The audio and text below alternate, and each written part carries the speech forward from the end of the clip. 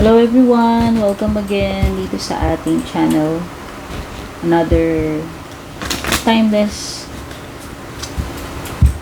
love reading. So kahit ano pong sign ninyo, kung basta nakaka-relate po kayo.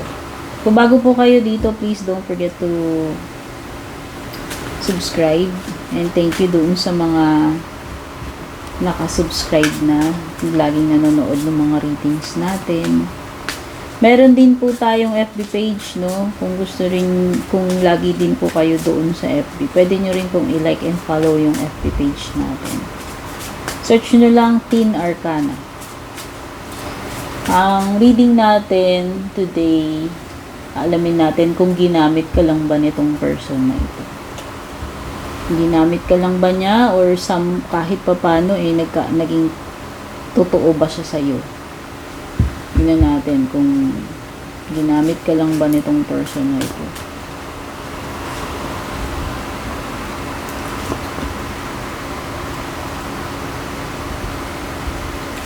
Okay.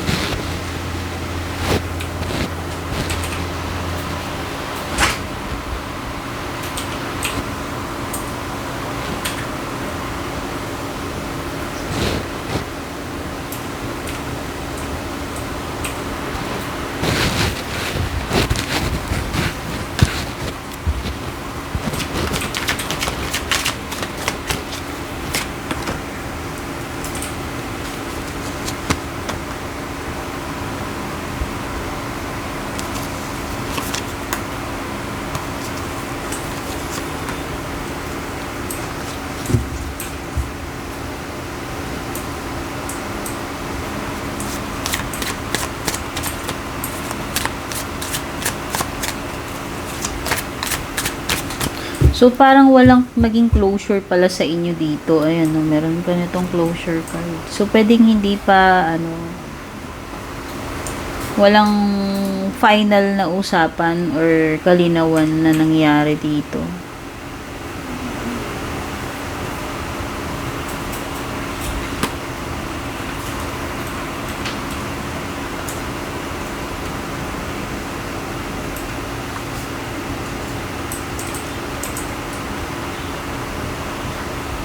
So, may mga parang meron ng gumawa, nag-create ng dito, ng boundaries.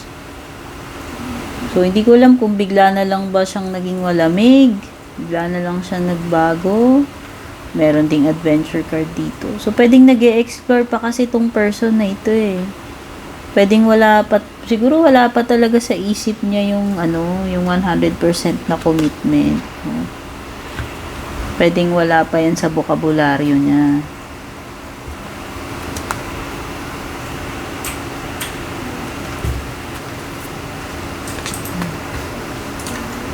Isa pa to, may mga secrets din. So, may mga hidden factors dito. May mga hindi ka nalalaman from this person. Hindi lahat sinabi niya sa'yo. O parang nagtatago, umiiwas. O bigla na lang lumamig, bigla na lang dumistansya itong person na to, left you confused. Kasi parang wala rin namang malinaw na dahilan, wala rin closure. No? Pwedeng umiiwas, pinagtataguan ka. Okay? Nakifeel ko is parang hindi siya seryoso eh. No? Maaaring hindi talaga siya yung mo. Hindi talaga siya yung hindi talaga ito yung person na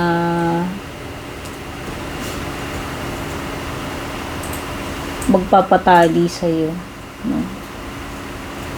So, may napipick up akong Virgo energy. Strong energy ng Leo Virgo. Okay. Hindi ko pala nakabit yung mic ko, guys. Sorry. Nakalawit. Okay, pwedeng nagso-soul searching tong person na to. Wala namang binanggit dito na na may third party. Wala naman ako nakikitang ganun. Kaya lang parang meron something sa kanya na hindi pa siya sure. Ayaw pa Ayaw pa niya, mas gusto niya muna maging single. Ayaw pa niya ng mga long-term commitment or yung tipong forever na. 'Di ba sabi ko nga, pwedeng ayaw pa niya magpatali sa iyo. No? Pero meron din kasi siyang mga meron siyang mga hindi sinasabi sa iyo itong person na to. Hindi ko alam ano bang problema nito.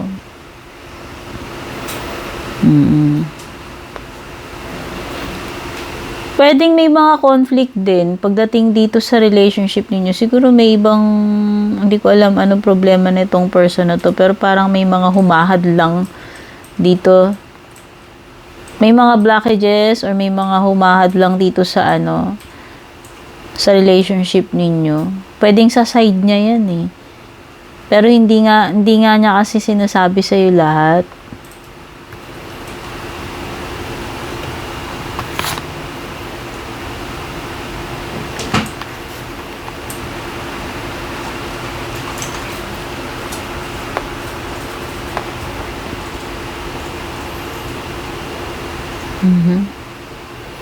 Oo. Challenge para sa kanya yung commitment. Hindi siya yung ganung person. Sa ngayon nga, di ba sabi ko, wala sa vocabulary nitong person na to na magpapatali siya. Gusto niya free siya Ayan, may adventuring. Sabi ko nga, parang nag-e-explore pa to. Hermit and adventure card. Hindi pa to ready to settle down, to commit sa isang person. Andun yung pagiging adventurous niya, andun yung gusto niya mag-remain single sa ngayon, no? Ayaw niya ng yung mga attachments. Gusto niya free siya Yan pa natin.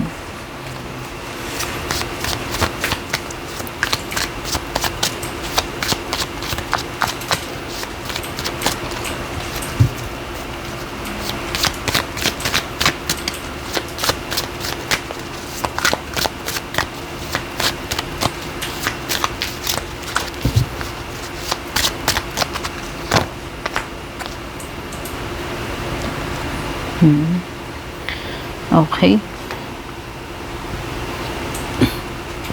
So, maliwanag dito. Adventure lang. Adventure and pleasure lang yung nangyari siguro sa inyo. Okay? Tingnan pa natin.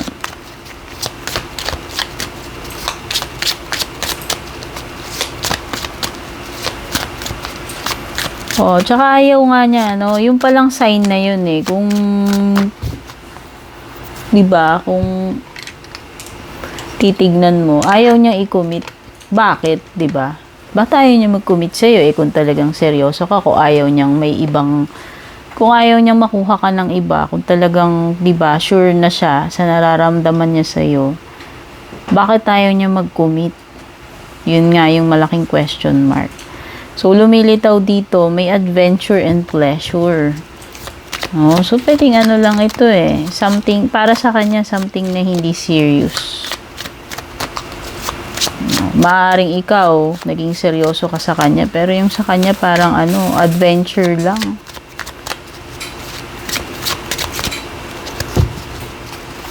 Oops, teka lang.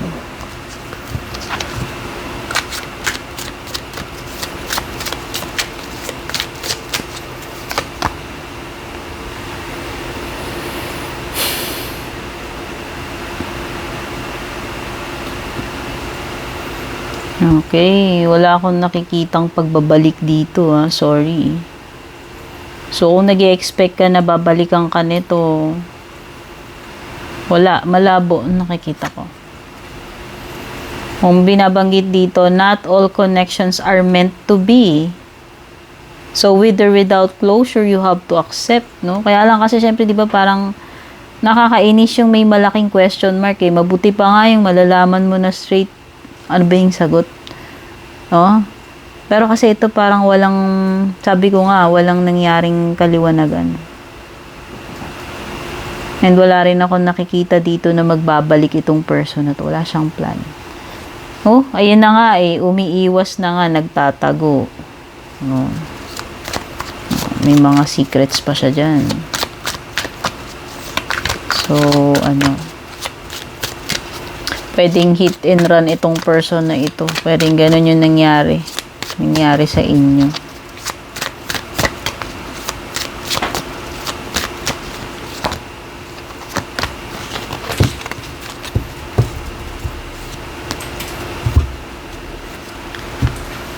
Oh, pero ikaw, nakikita ko energy dito. You're still holding on. You're still somehow naghihintay ka. Nag-i-expect ka pa rin from this person.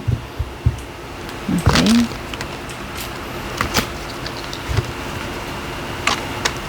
Bad choice. So, bad choice. Mukhang lumilitaw talaga dito na bad choice ito. Nangyari dito sa connection ninyo. Nagkamali ka siguro talaga dito sa person na to.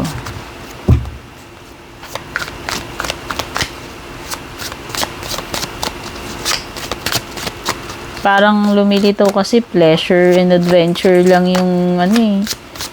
Tingin niya sa iyo eh. Parang ganun eh. Niloko ka talaga. Ayan no, parang may ano dito. Full na ano, baliktad. Wala akong nakikitang ano. Alam mo, niisip lang nito sarili niya. Maliwanag yan, 4 of Pentacles.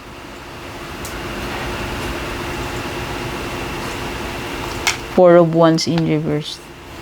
Hindi ka kasali sa ano, yung mga long-term vision niya, plans, parang hindi ka naman kasali doon sa eksena eh. Wala akong nakikitang ano dito, stability, permanence, pang long term. Wala akong nakikitang ganun. Tapos ikaw holding on ka pa rin, naghahanap ka pa rin ng closure, waiting, no? Pero mukhang wala ka nang mahihintay dito. Parang yun yung sinasabi ng card sa'yo na ano, may mga bagay na kahit gustuin nating magkaroon ng closure, tanggapin na lang natin with or without closure. Kasi maliwanag naman yung signs eh. Maliwanag naman na hindi ka kasali doon sa kanyang long-term na vision. Wala ka dito. Sarili lang niya yung nakikita ko dito. Selfish siya. Ayaw niya ng commitment. Ayaw niya magpatali. Gusto niya single. Nag-enjoy pa kasi siya. Yan yung, andyan pa rin yung kanyang ano eh, pag-e-explore, adventuring.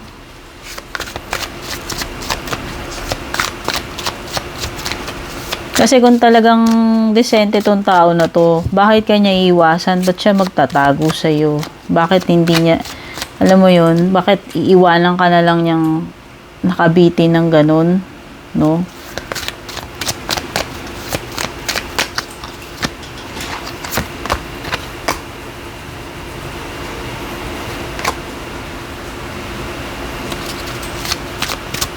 Conflict talaga. Imposible ito. Puro baliktad to nakikita ko. Wala akong nakikita na babalik siya.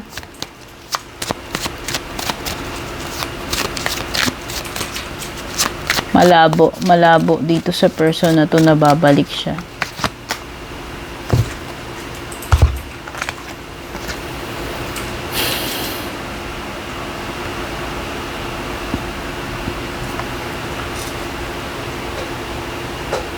Okay? Mare-reveal din sa'yo yung katotohanan eh. Pero to parang di pa ba sapat na ganyan? No? Iniwang kanya na ganun lang.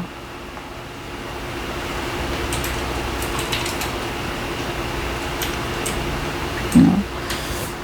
Okay, baka nga may mga madiscovery ka pa dito na ano, nakakashock. Oh, may awakening dito, for sure. Magigising ka naman dito eh. Meron kang judgment card, meron kang tower. No, marirealize at marirealize mo din ito. Pero pwedeng sa una mahirap tanggapin. Pwedeng hindi ka makapaniwala. Pero mukhang yun yung katotohanan. No? Marireveal at marireveal din to.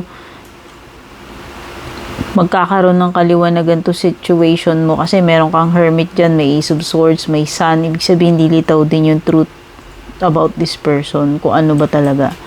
Pero yun na nga, mukhang maliwanag na gamitan lang yung nangyari dito. No? Yun yung question natin, kung ginamit ka lang ba talaga nitong person na to. Mukhang oo. Kasi hit and run eh, o pagkatapos na nung ano niya, natapos na yung adventure niya sa'yo, andun na siya, umis ka po na, iniwan ka na lang hanging ng ganun, nakabitin, alanganin, wala man lang closure, nagtago, umiiwas, ng ghost, no? So, doon pa lang maliwanag. Maliwanag na ginamit ka lang nitong person na to. For pleasure, for adventure lang yung naging purpose mo sa kanya. Okay, ayan o. Masyasya ka talaga sa madidiscovery mo eh. Pwedeng ano eh, hindi mo inaakala na ganun pala. Na niloloko ka lang or ginagamit ka lang nitong person na to. Pero yun na nga, yan yung sad or painful truth na dapat mong tanggapin at marireveal sa iyo with the Tower card, Ace of Swords, and Judgment card. No? So, marirealize mo din to. Marirealize at marirealize mo. Kasi ano eh, lilitaw at lilitaw din naman yung tunay na kulay nitong person na to. Actually, parang lumitaw na nga, tapos na eh. Ginawa na nga niya yung ano niya eh. Nag-hit and run na nga siya. Ayan, no? Iniwan ka na nga without closure. No. So, wala. Ang reason dito na nakikita ko is, yun na nga, yung for pleasure and adventure lang yung naging purpose mo sa kanya at wala talaga sa vocabulary niya na ano, na magseseryoso dito. Kasi ayaw nga niya ng ano, ayaw pa niya ng commitment, attachment. Ayaw niya pang magpatali. Na-enjoy niya yung gusto niya single siya, gusto niya yung nag-adventure siya, nag-explore. At wala sa vocabulary niya na mag-i-stick siya sa iyo or sa isang partner, no. Gusto pa niyang mag-enjoy. Ayaw pa niya ng ano, ng 100% na commitment. Okay? So, hindi ko alam kung nakarelate kayo, pero kung nakarelate kayo, don't forget to comment, like, and share. Sana nagustuhan nyo itong reading. Take care and kita-kits sa ating next na reading.